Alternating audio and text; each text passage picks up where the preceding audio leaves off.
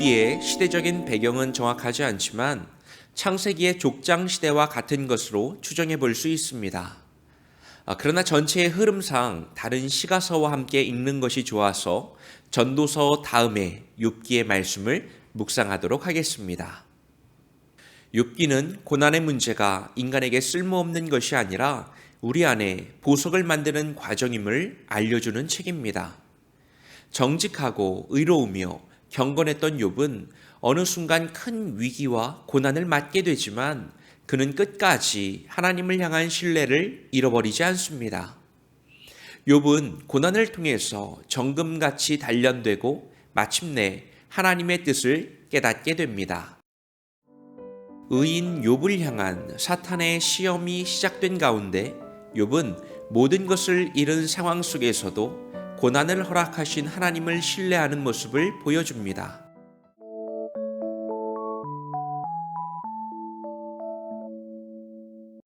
말씀을 보니까 욥은 온전하고 정직하여 하나님을 경외하며 악에서 떠난 자였습니다.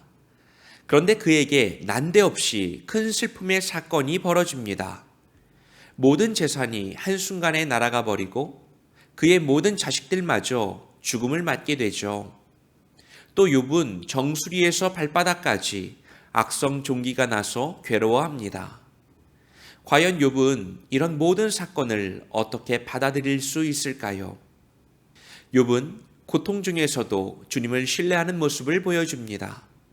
아픔을 참고 견디고 인내하며 주님을 바라봅니다.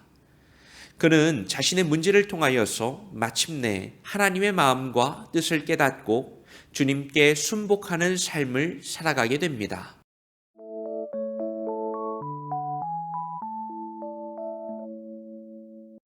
우리가 욥의 말씀을 주목해서 봐야 하는 이유는 우리들의 삶에도 이유를 알 수 없고 원인을 찾을 수 없는 고난이 찾아오기 때문입니다. 욥기를 통해 우리는 고난과 아픔의 순간에 어떻게 반응하고 대처해야 하는지를 알 수 있습니다. 말씀은 그는 의인이었다, 하나님을 따라가는 사람이라고 소개해 줍니다.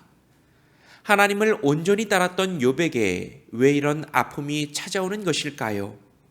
그의 아내는 욥에게 하나님을 욕하고 죽으라고 저주를 퍼붓습니다. 그러나 욥은 하나님이 자신에게 허락한 상황을 있는 그대로 받아들이고자 합니다. 원인과 이유를 알 수는 없었지만 주님을 신뢰하는 모습입니다. 여러분, 우리들의 삶도 그렇지 않나요?